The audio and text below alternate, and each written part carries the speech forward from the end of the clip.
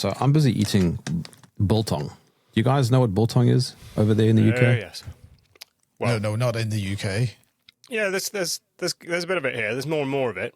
I mean, it's not going to be the same, but it has been it's been something that's been going on for. I mean, I can think of somebody who started it up in the Isle of Lewis, of all places, in the Outer Hebrides, at least 25 years ago. And I know there were South African shops in London and whatnot who've been selling it forever. But no, by and large, it's still, in terms of sort of cured meats, it's European variants that people are mostly eating. It's weird. Here. So yeah, it's weird though.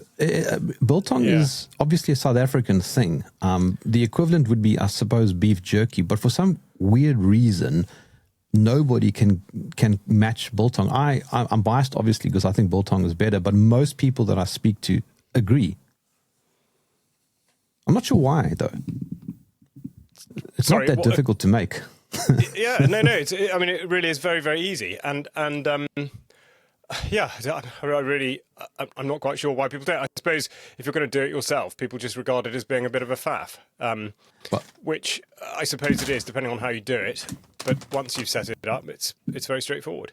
I'm only telling you that I'm eating biltong because I know that Tim Noakes and the low carb guys will agree and give us the thumbs up. I'm trying to hit 2026. I'm trying to hit 2026 on a good note here, Mike. Yeah, okay. Well, I'll go look for it then. Yes, absolutely. Is it considered hyper-processed though? It's not hyper-processed. It's just dried. Yeah. Yeah. As long as that's all it is. Yeah. Well, I suppose if it's going into a packet, you can't really tell, but that's it. But it would be. No, but I mean, it's fairly easy to make, though. Yeah, no, but it's fairly easy. I mean, you can just cure it yourself and then hang it up in your garage. Well, I mean, here you wouldn't really get much effect hanging it in your garage because it's just so cold and damp. But that's the only thing. Here you do have to introduce heat, so you'd either have to have a sort of an oven of sorts, or the really basic method, which I used to do years ago, is to have a big cardboard box with a light bulb in it, and that's enough. But it's just weird. Otherwise, here it would be all right. You could do it in the summer, but here now, there's no way. It would just sit there soggy for months. I remember when I was in Sydney, I was with some Australian friends, and they said, "Well, because you're South African, let us take you somewhere." And we ended up going to, it's literally called the South African shop. And I had no idea that some of those products in there are South African. I don't know if it's the same for you. If you know what is a British product, and when you go somewhere else, you go, "Oh, I didn't know that was British." Yes, I'm not sure that happens so much now. I mean, I think in the grand sort of spread of international dishes, I think stuff that has been claimed as British has either been rejected by other cultures and cuisines or has been adopted or adapted, perhaps even by accident, like the advent of Worcestershire sauce. I don't know if you get Worcester sauce in South Africa. How do you say it? Did you say Worcestershire? I mean, when it was first labelled, it was called Worcestershire, but it's just become known colloquially as Worcester sauce. But we get that. Because that was a mistake. That was so the story goes, that was a Victorian effort at replicating a curry that had been very popular in a household in India, and they'd moved back to England, and the head of the household had asked his native cook in India for the recipe, but I think had really only got the ingredients, and had asked his cook in England to make it, and it turned out to be absolutely nothing like it. And rather than being chucked in the bin for some bizarre reason, it was kept in a larder, and the sauce sort of matured and became what is now known as Worcester sauce. So the story goes. I mean, who knows? That something else entirely might have happened, and I dare say that's not how they make it now. It sounds like we're just talking superficially, but there actually is a deeper thread here, and that is, I remember when I was traveling through France, and in Paris, I couldn't really find anything that was French. It was just all international, and I only discovered French of anything really was when I went down to the south, past Toulouse and all the way down to the Canal du Midi there by Narbonne and all those places, because I didn't want to have anything that was international. I wanted something that was French, whether it was food or a restaurant or whatever it might have been. And this is one of the major issues with I don't want to say globalism, but globalization. I think those are two different words. But it's this idea that everything needs to be everywhere, and it just there's a sense of sovereignty and uniqueness that gets lost when you just have Burger King everywhere, for example. But Burger King is not food. Let's just make that clear. And McDonald's is not food. No, I'm not sure that I agree with this point because, I think if we're being honest, Britain is not the culinary center of the world. I mean, there's obviously there are good chefs in Britain, but I'm talking about in terms of traditional fare, and it would be very limiting to only be. And maybe I'm wrong about this, but I don't think I could live without certain products from foreign shores. I certainly, as a matter of principle, of course, would be enthusiastic that no matter what form of food we eat, we source the ingredients where possible locally. Mm. But I mean, that is thing, though. No, not really. I mean, that is linked to what I'm talking about, because then what you're talking about actually is localization as opposed to globalization.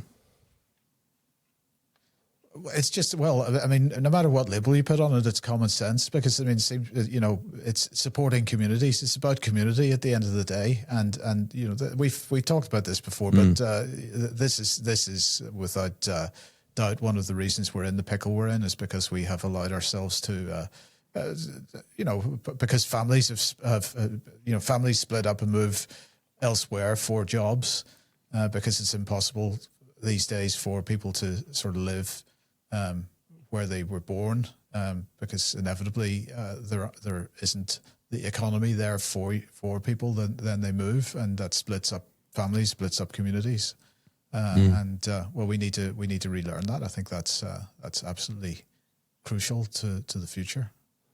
Charles, sorry I interrupted you. No, I was only going to contend Mike's point about needing things from further afield, unless you're talking about Northern Ireland, in which case I would defer to... No.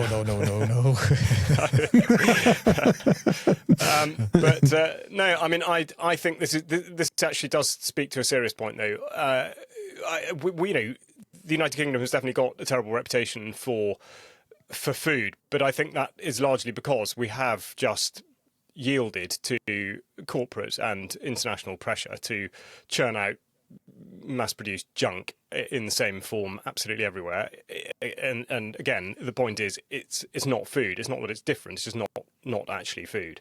So we've moved away from food, but in doing so, we've completely forgotten what foods we do have here. And I mean, even meat. How often do people eat pigeon or rabbit or any fish that isn't cod or haddock? I mean, the variety here is huge. Yeah, of course, we don't have stuff, particularly in terms of fruit and certain vegetables that you can import. But actually, again, this is an interesting one, isn't it?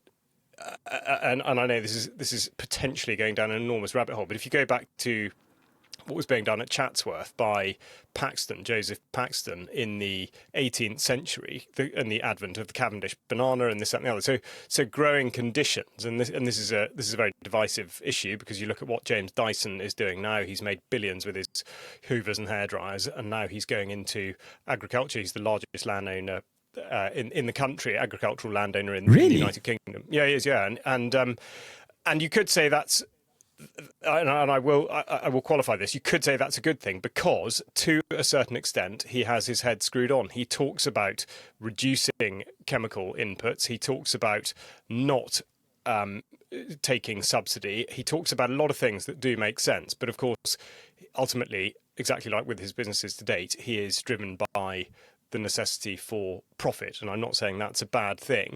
But if that tips the balance in favour of doing things that are not actually going to align with your chat about reducing chemical inputs and whatnot, then you know which way it's going to go. But I mean, so far, I think a lot of what he is producing is being done in a way that is significantly better than the model for the past nearly 100 years. So I mean, he certainly has made a difference.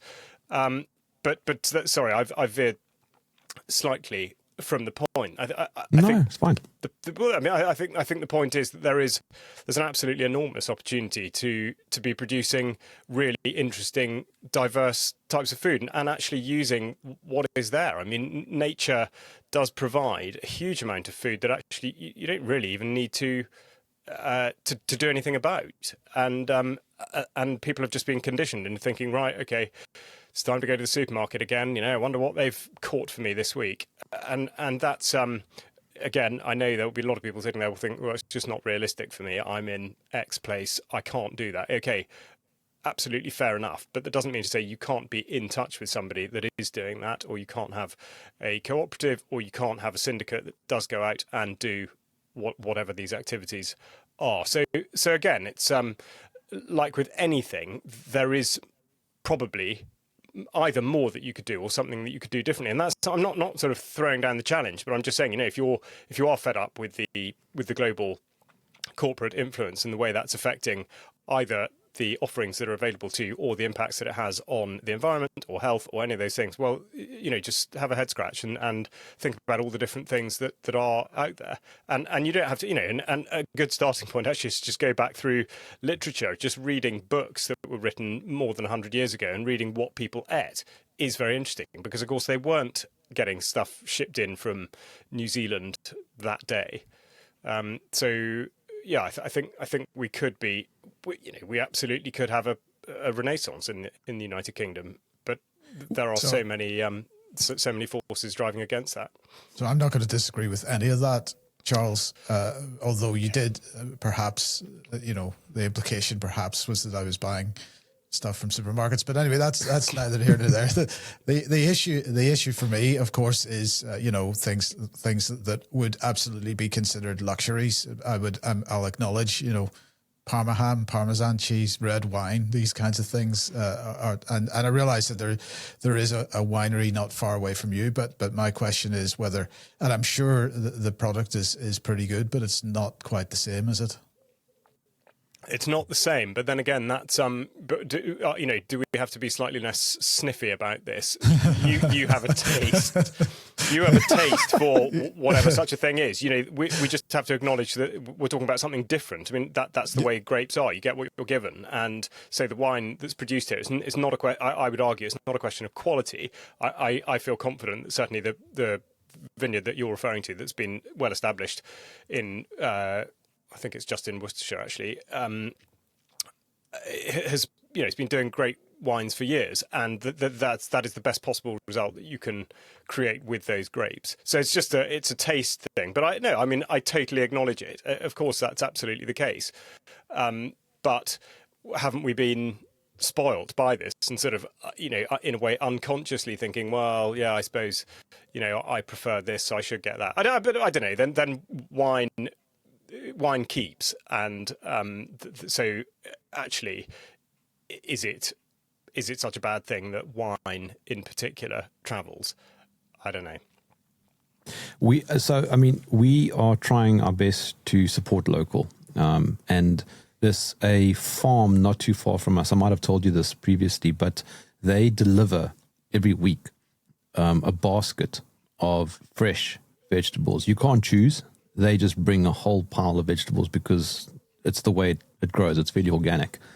And one sure sign of good quality vegetables is that it goes off very quickly. You don't want it to hold. But it does potentially become more expensive unless you get creative with what you do with it. And another farm that I discovered just a few days ago is on the other side of the country, which we're going to start supporting. It's a guy who adds no chemicals, injections, vaccines, anything to his cattle.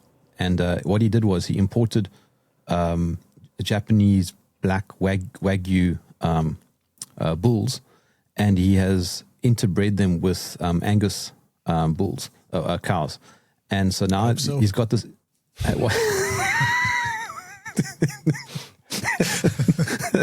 Anything's possible these days. they identify, and so I've tasted his steaks, and they are incredible, absolutely incredible. And you can taste when something is more organic. And when I say organic, I don't mean organic TM.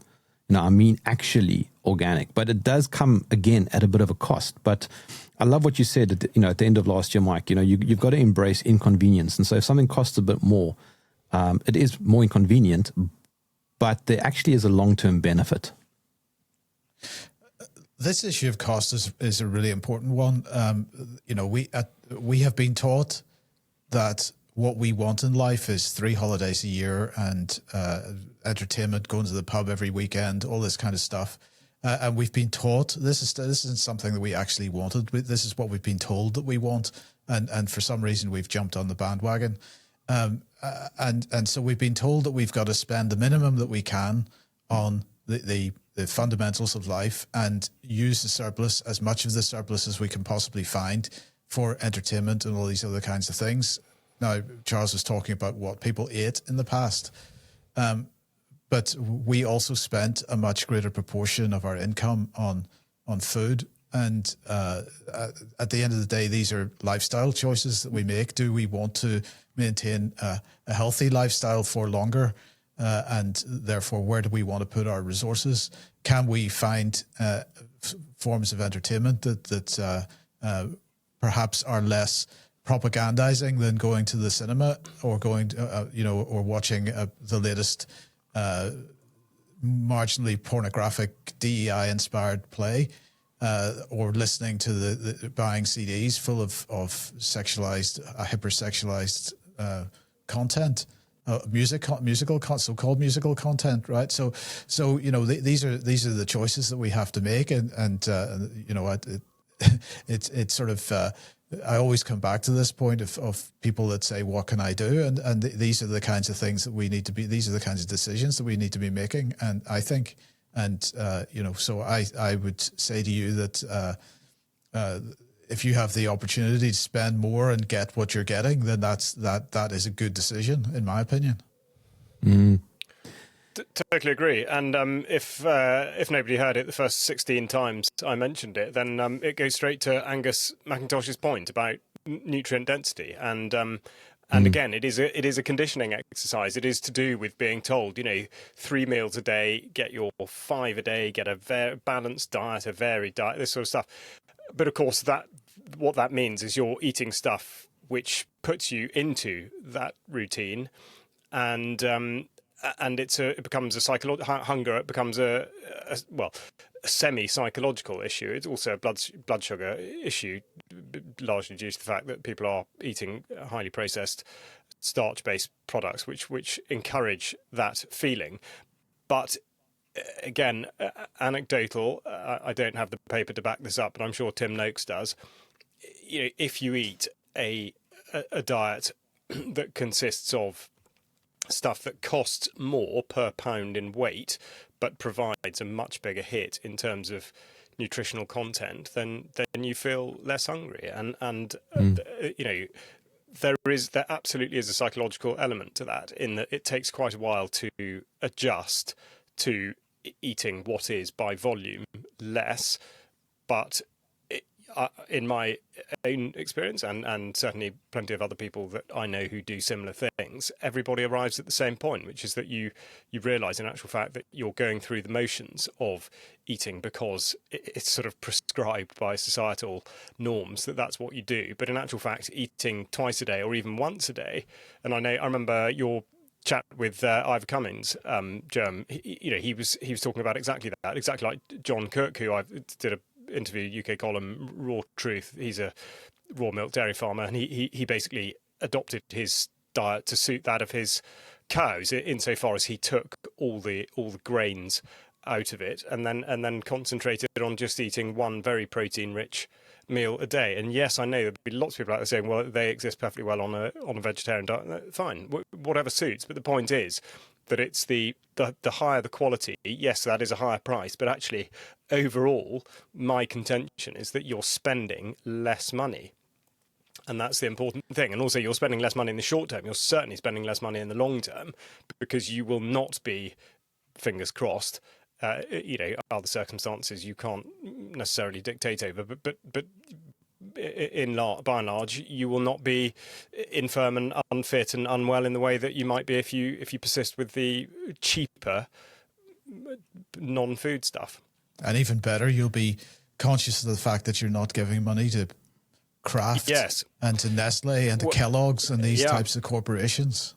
And of course, therefore, with your dime, they're not going to be polluting our very environment. And I do find it's still, well, it will forever rankle. The way in which the totally legitimate environmental concerns about destroying the soil that we so vitally need has been subsumed by the climate narrative is just a disgrace. And these people who are claiming to take the sort of moral or ethical high ground and yet do not make that distinction between those two things is flagrant dishonesty. It's absolutely reprehensible because it is in an effort to manipulate people for gain.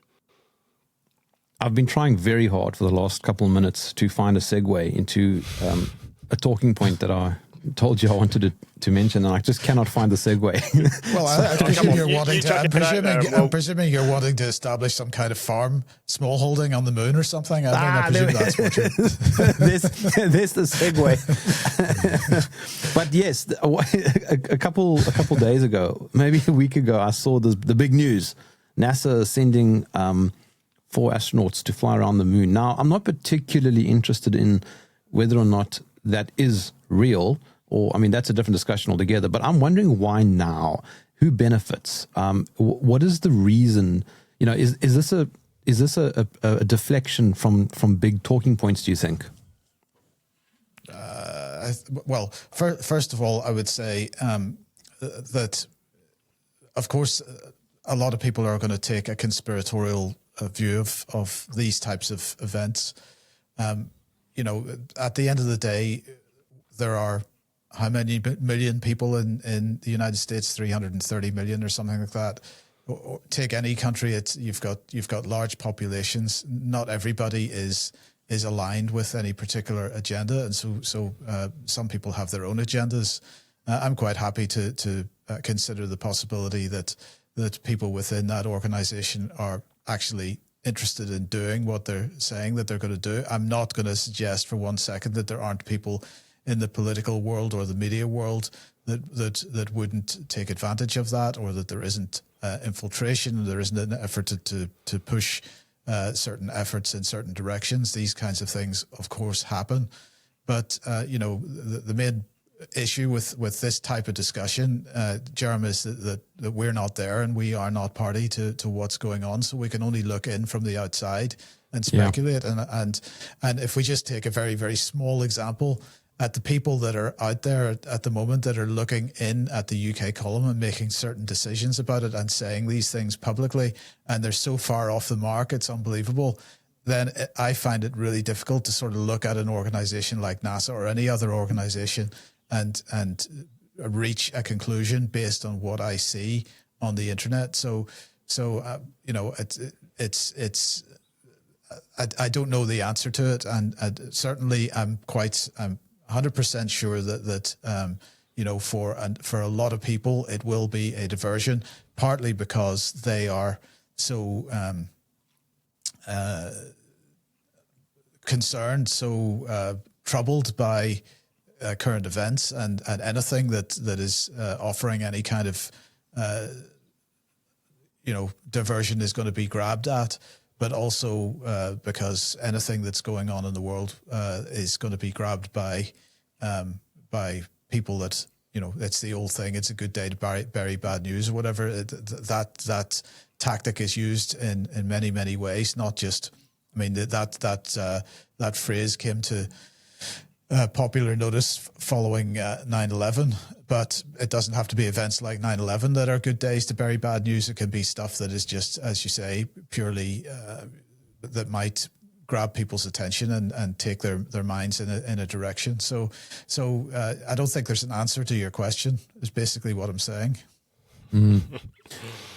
Okay, well, give it a go, Charles. Charles may have a different view. May I go? Well, first of all, when we rehash this conversation in years to come, there are two segues you could have used. One of which is that there are folklore. I mean, and I dare say, all folklore is rooted somewhere, but there is absolutely folklore that speaks to certain farming practices at a particular moon state. So, particularly doing stuff at night, and whether that has an effect on what type of weeds will come up, or whether weeds will come up at all, and general sort of fertilization things and that kind of stuff, as well as obviously sort of menstrual cycles of livestock. So there's that one. Then there's my preferred story, which is about the rural folk of Wiltshire, which is the county to the south of Gloucestershire, where I am in the UK. And years ago, when illicit booty in the form of possibly actually wine, I can't remember, drink of some sort was being moved around the country without tax. And the way that a particular Wiltshire village did this was that it would be hidden under cover of darkness in the village pond in barrels, but weighted down. And then at a safe time, the villagers would then go out with their long rakes and go into the water to fish the barrels out. And one night they were caught in the act by the excise man who found them in the pond and said, well, what the heck are you up to? And they thought, well, I mean, we're known to be simple country folk. So they'll say, well, we're trying to rake the moon out of the pond, because you could see the moon's reflection in the water, and they were trying to rake it out of the pond. True story, and that's why people from Wiltshire are referred to as moonrakers. It's stuck to this day, so that's where moonraker comes from. So those are your segues. I think on the moon thing specifically, I think, and I'm not suggesting that I know which one drives the other, but in terms of mutual benefit and the synergy between the two, to me, this is all part of the war and surveillance architecture. And if you look at the organisations that are involved with, say, the current NASA Artemis project, and what else is going on in the defence arena, but also specifically, and SpaceX is the obvious one, the whole idea that these low Earth orbit satellites are providing a capability that can be used by twinned, sort of civilian and military organisations, intelligence and all the rest of it. And so I think, as I say, whether the plan has been right, well, let's make another go for the moon and enthuse people in space and normalise the whole idea of using space as a domain, whether it be for the gathering of sort of scientific evidence or whatever. The point is that there then seems nothing odd about the fact that Elon Musk and Lockheed Martin and all the rest of them are being seen to be driving what is all part of the same effort. And part of that, as well as sort of this idea of exploration, is we are also keeping you safe. And I mean, I've reported on space stuff quite a bit for UK Column over the last couple of years, not very recently, but I'm overdue actually, because there is a lot more going on. But and I would contextualise this. I mentioned it, I think, in News Extra a couple of weeks ago. Over just before Christmas, but totally by chance, ended up having a face-to-face conversation with a high-ranking officer in the NATO command structure, and I didn't exactly put my cards on the table in terms of why I was necessarily interested or asking, but then again, he wasn't holding back. There was absolutely nothing confidential about the conversation, and first of all, he was absolutely certain that there will be war with Russia. And secondly, in terms of how that was going to come about, he was very explicit in talking about the effective reliance upon corporations in a way that has never been done before. Previously, somebody makes you a rifle, you buy it, you take ownership of it. That's the end of it. The manufacturer retains no control.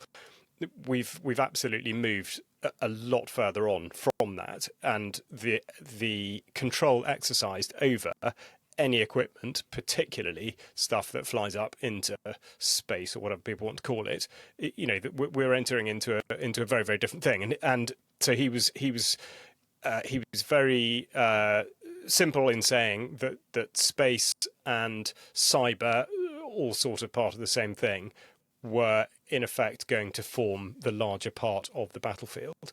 And I see that as being I see the space/moon issue as being part of that, and in a way, as far as the optics go, and getting people excited about something that then sort of leads into a Cold War. I mean, it is going back to the late 50s and 60s in a way. I mean, not absolutely the same, but I think there are great similarities. I mean, what you're saying echoes what Catherine Austin-Fitts has spoken about. She's been talking about the battle for space for years now, and I mean, I think that both the United States and the UK have the respective space command sort of things, and I was, if we think that Trump's going to stop at Greenland, then we've got, yeah. Did you? I lost. Yeah, sorry. Did you miss that? No, I said if you think Trump is going to stop at Greenland, then we're a bit naive. Yeah. But I mean, I think the point that you're making, Charles, is very well made. I mean, the fact that they are quote unquote flying around the moon, that's all the great, the positive, uplifting rainbows and unicorns. Wow, look at what we're doing. Yeah. Meanwhile, yeah. the cyber space control grid is being advanced. Yes. Yeah. Look, I suppose part of the point of what I was point I was trying to make badly, perhaps, was that within these organizations, even within SpaceX, and we have been making the point that SpaceX is effectively a defense company for a long time. But within SpaceX, the people that are actually working there, it's the same in the financial system as well. The people that are working within these institutions think, they're enthused by what they're doing. They're positive about what they're doing. They don't think about it in these terms. There are other people absolutely without question think about these things in these terms, and certainly as I say, the media will present stuff in a certain way while other stuff is going on in the background. And I'm actually I absolutely agree with Charles' take on that. The fight for low Earth orbit. I think we are going to come back to this issue of weaponry in space, and we're going to see huge amounts of so-called defense budget going into this type of operation. And I think Charles' point that Artemis and this type of thing will be used to enthuse people in that direction, I think is a real danger. Yeah, I mean, it'd be very interesting to see which way it does play out, because in actual fact, one of the reports I gave on Wednesday's news program this week was about the conscription war narrative, and a couple of stories from the Ministry of Defence about new programs to either provide space for a particular regiment, but the one I'm thinking of is the cyber. There's going to be a new, I think it was called Cyber and Electromagnetic Command, a 240 odd strong regiment, and again talking about people, a university degree in operating drones within a military setting.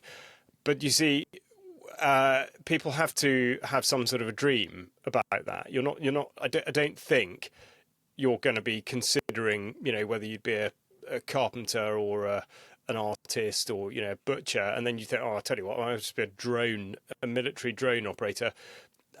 So I think there does have to be a sort of Hollywoodization of all of this, and the Top Gun effect. So sticking people in a rocket and saying, come on, let's get involved in space. I know it sounds silly, but I think it has a monumental effect, and I think this again will be played upon massively. It's nudging. Mike, sorry, I'm sorry. Yeah.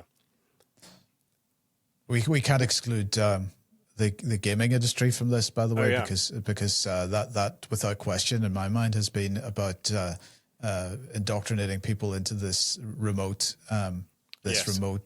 warfare agenda. And if we look at SpaceX and Starlink in particular, that of course was sold to people as this great way for fast internet access from remote areas.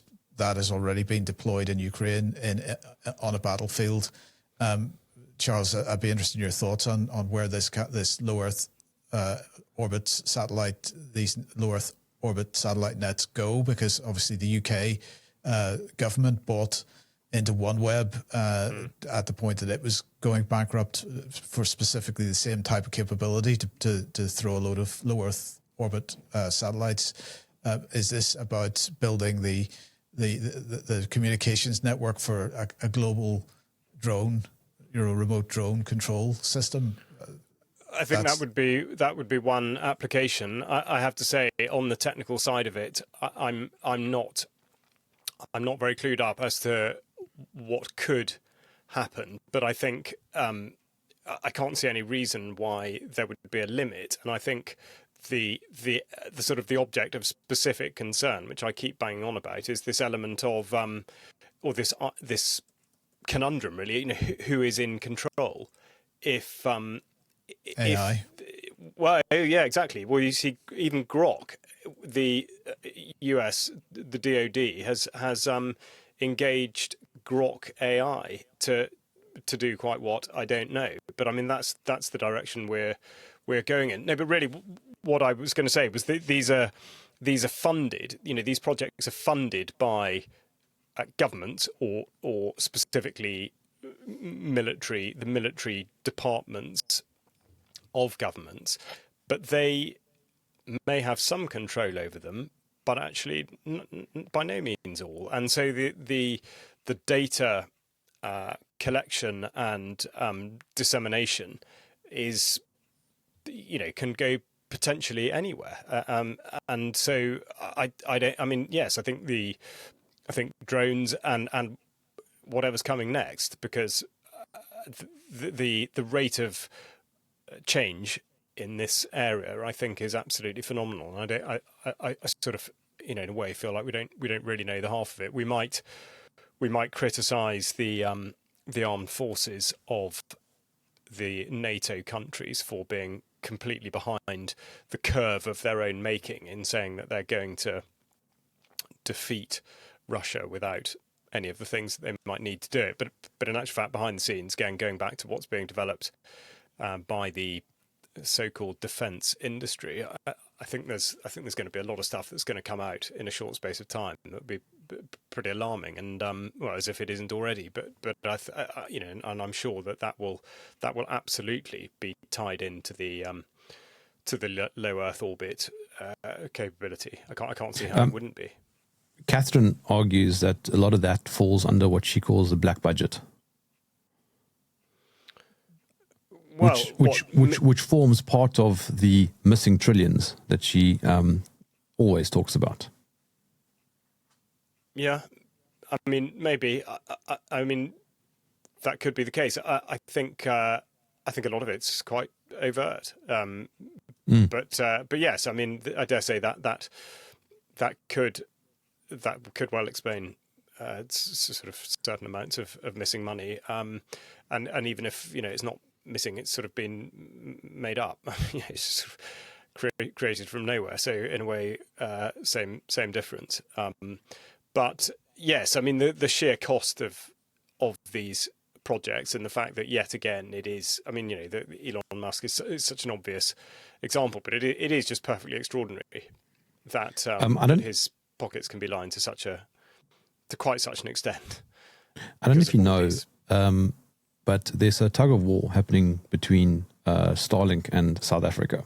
So Yes. Starlink is not available in South Africa at all, but it's available in all our neighboring countries. Yeah. And the reason for that is because Elon Musk wants his rules applied if Starlink opens in South Africa, and the South African government says, no, you follow our rules. And so basically it's a standoff. And it's very interesting to see how that's going to play out. It might be a good thing that our government is trying to, not play on Elon's turf. Yeah, I think it's a really interesting one. I mean, I don't know how it's progressed, because he was trying to use Tesla as a lever with a we don't have Tesla either. Yeah, exactly. But that's what he was trying to do. He was trying to force his way in on the black-white company ownership thing. He was trying to bend the rules by saying, right, well, I'll invest, X into a sorry, not X, because everything's X with him, but Y into a Tesla battery capability. And I think he was just showing the door. But for how much longer, I don't know. But it would be very interesting to see. Mike, sorry, I cut in. Yeah, I was just wondering, because I don't know enough about this particular story. Why, on what basis are they pushing back? Are they pushing back against him? Is it because he's not paying them enough money, or what's the reason? Well, initially it was because he was the wrong colour. That's the outside. Is that really the reason, or is that the public? Well, I mean, that was certainly on the legal front. That was how it was reported as. No, but it's obviously not true. It's obviously not true. No, I mean, because if that were the case, so many other companies wouldn't have opened here. Yeah, exactly. Yeah. So yes, I mean there will absolutely be more to it. I don't know. I mean, looking at where else Starlink isn't, is it possible that that the whole thing's been completely misreported, and that it's not that South Africa won't have it, it's that Musk won't put it there because he disapproves of South Africa's position on, I would have said most significantly, Israel. On Israel. I don't know. It's interesting. Would the South African, if that was the case, would the South African government not say that?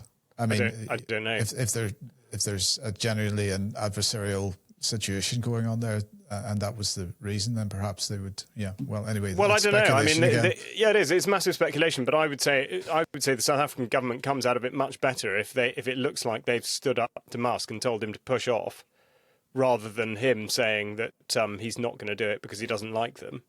Don't know. On the other hand, speculation. On the other hand, we know that China is creating its own Starlink equivalent, and I suspect that will open here quite quickly. Okay. Yeah. Well, there you go. That absolutely will be very interesting then. What's that called? Do you know? I've got no idea. Okay. Look, I have to say, I think people should be absolutely opposing this in every. I don't care what country it is that's doing this. We should be opposing this in every way. I mean, what are we doing? We're shoving, cornflakes box-sized bits of electronics in their thousands, tens of thousands into low Earth orbit. What are we doing? Why are we doing it? This is purely, as we've just said, this is purely at the end of the day for war capability. Why are we not pushing back against this as hard as we possibly can? We should be. Well, I mean, it was used against the Iranian people recently. I don't know if you read one of. I mean, okay, yes, it might not. Absolutely. Yeah. We've reported that on the news program. Absolutely. And that's why the Iranian government shut down Starlink temporarily, but the media reports it differently. Of course they do, because the media is for regime change in that country. But yes, Starlink was absolutely being used to organize the faux opposition there. Absolutely, 100%. And it is. So United States doing it, UK doing it, China doing it, other countries doing it, shoving these things up into low Earth orbit. Is this what we want? I don't think so. And we should be recognizing what's actually going on. And some people are saying, "Oh, but it's great because I can get my internet connection in the." It's not that great, though. Well, why do you want this? We gotta really be asking ourselves these questions. Yeah, and who benefits? Well, it's not us because they'll throw us a bone of great internet connection while they're using the same technology to control us with their technocratic surveillance state. So, what is it you want? It is a strange concept, though. I mean, if you've supposedly got these Starlink satellites all over the place, it would seem easy enough to connect to it no matter where you are. But there's I don't know how the technology works. I just don't understand how you can't connect to it then from a certain country. I'm not interested in using Starlink, but I'm just wondering how the technology works. I don't know if you know anything about that, how they can create a geo fence. Because there has to be a signal that is transmitted from one point to another point, and I suppose they can shape that signal quite accurately. Because I mean, you're not connecting to one satellite. You see, you've got to remember you're connecting to lots of satellites, and that's at the same time, and so it can triangulate your position. Therefore. Yeah, I mean, I can see them go across the sky at night. So you'll see like a line of 10 or 15 of them, in a line, or whatever. But it's just strange to me that you can't connect to them. I just don't know how it works. Yeah, well, like so many other things, and Mike might take a different view, but I'm just constantly amazed at how so many things that are heralded as being so incredibly clever just don't really work. I mean, still, I dare say in South Africa it might be better because it's a sort of younger, the way that communications have been established has been in a, I don't know, what am I trying to say? The legacy networks in the United Kingdom when mobile telephony was set up, I think is very much different from what's happening now. But still, I find mobile comms now a joke. I mean, they are a joke, and the pity, of course, is that the landline infrastructure, which worked very well, is being dismantled at a great rate, and in a lot of places, it's either not possible to have a proper landline because everything is internet based, which means you're vulnerable to all the same problems. I perhaps naively, I am so surprised. I'm so surprised that this has been allowed to happen, because I think that what we are offered, which is so perennially vulnerable to shocks of any kind, is such a poor offering.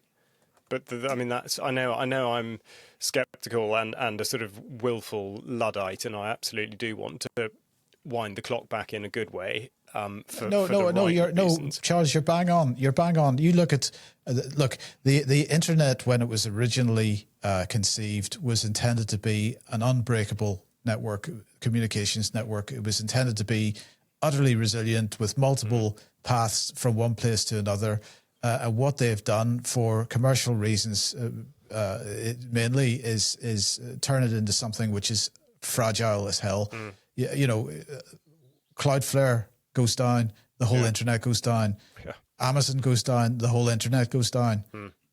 On top of that, we've got cyber attack after cyber attack with people's personal information being stolen. I was listening to. I had the misfortune of having to be in the car last night for one reason or another, and the radio was on, but nonetheless, I was listening to something where they were talking about, I can't remember which country it was, New Zealand or somewhere, where a bunch of people in the country had signed up to some kind of online therapy session thing, right? Now, this is really indicative of where we're going. We're taking what used to be an analog conversation between one human being and another human being in the same room, where, okay, they might have recorded the conversation, but in some form, but every syllable that you utter was not in a form that could be stolen. And they've moved it into a digital realm where you're giving your innermost thoughts and innermost secrets to some therapist on the other end of a digital call, and that's being recorded as part of that digital call. And then the hackers come along and they take your entire medical history, your social security number, all the rest, and they then send you an email saying, give us X amount of money in Bitcoin within 48 hours, or every recording that you've made with your therapist is going to go online. How is this a step forward in our culture, in our society? How is this a step forward? This is a step backwards. Yeah. And you know, the human to human contact, where you could have a conversation with someone, you pass that information to that person that was in their minds now, but it was nowhere else, and no one could use it as a form of blackmail later.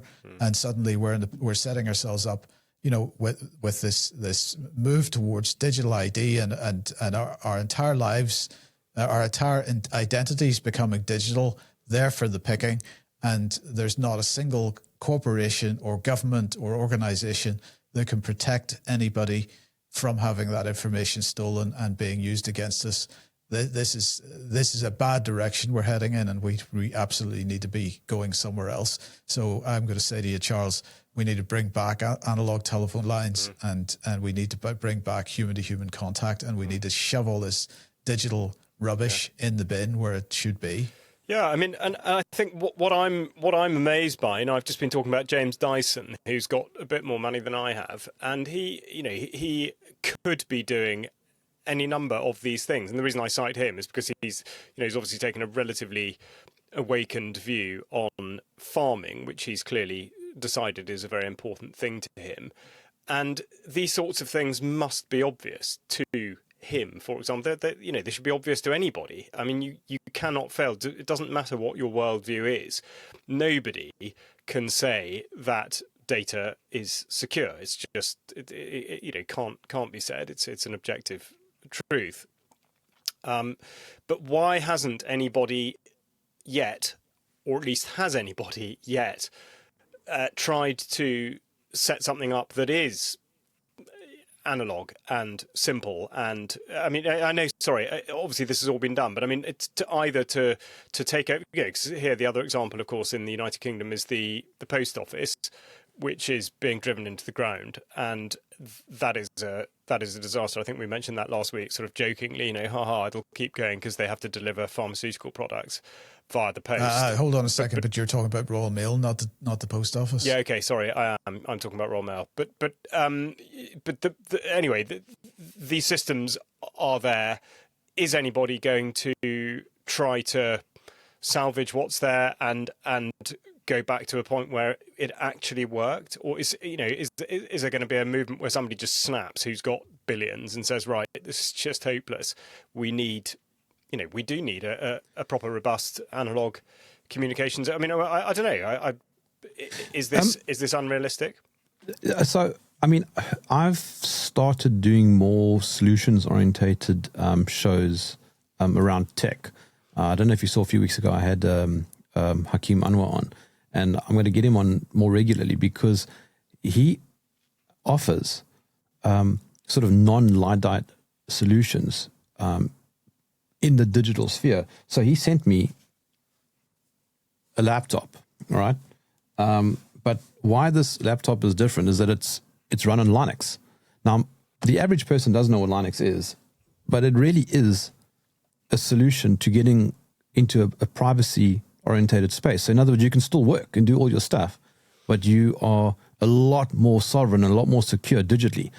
It even has now don't knee jerk, but it has localized AI on it. But why that is different is that it's localized. So it doesn't connect to the internet. It doesn't connect to a central database. It's run purely off the machine.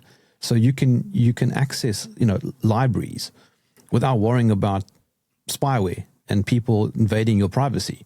So there are ways to adapt fairly successfully, Charles. I'm sorry, Jerm, I'm going to have to push back on that just a little bit, right? Now, I've been a Linux advocate since 1995. I've used it all the way through since 1995 till now. And I think you've got to be very, very careful in what you say about sovereignty and privacy and so on, because if you're using your computer and it's sitting in front of you and you're not connecting to anything, then that's one thing. You can do a lot to mitigate the dangers of connecting to the internet using Linux. That is absolutely true. But it's dangerous to think that just because I've got a Linux computer on my desk and I've done a couple of things that I'm now safe. This is not the case. Yes. And because at the end of the day, it's not your personal computer that's the issue here. The personal computer is not where the problem lies. The problem lies with the fact that in order to interact with YouTube, or in order to interact with the government, or in order to interact with Amazon, you have to do certain things. And using Linux is not going to stop you from having to do those certain things. So you can reduce your footprint. You can make it much harder for you to be tracked. You can make it almost impossible for you to be tracked, perhaps. But at the end of the day, as soon as you engage with a website that has an ad network on it, as soon as you engage with an organization that requires you to verify your identity, as I discovered when I was preparing for Wednesday's news program, and I wanted to look at a tweet from the Iranian foreign minister, and X is now telling me I've got to verify my age. Oh. Right. As soon as you do that, you're having to give something to that corporation. So Linux is a step. I'm not saying that what your guest was saying was wrong. It is a step, but the bottom line here is that if you really want to protect yourself, you've got to be willing to do without. You've got to be willing to as I said, embrace inconvenience.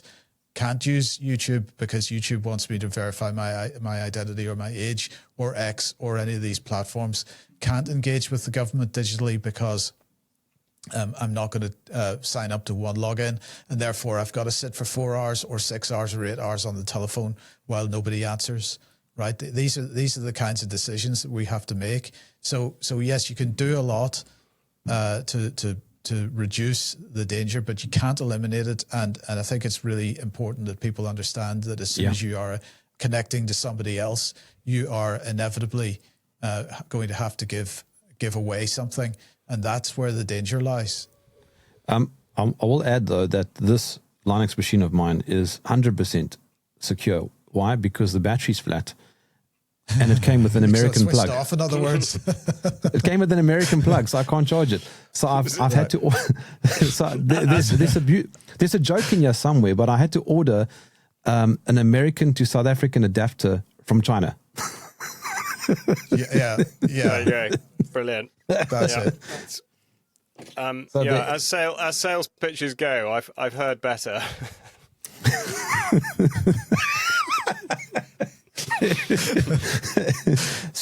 So that machine is secure, I can tell you that. But I mean, Mike, your point is well made. I mean, nothing is absolutely secure, but I don't think there's any harm, which you've pointed out, in building walls and certainly making things more difficult. I mean, creating more gridlock is a good idea also. 100%. All I'm really the only point I'm really making here is don't give yourself a false sense of security. Security is something which is at every level, and it's also something that even people that have been in technology for decades don't necessarily understand. It's a very specialized field, and the average one of us isn't going to get ourselves in a position where we're actually secure in this world. I think what we've got to be doing is fighting for a world where that we don't have to have these kinds of concerns. Yeah, I think that's a pretty good note on which to come to a close. Coming for a landing. There's a segue taking us all the way back to the beginning of the conversation. I'll catch up with you guys next week. Thanks, Jerm. Thanks. Bye. All right, cool. Cheers, bye.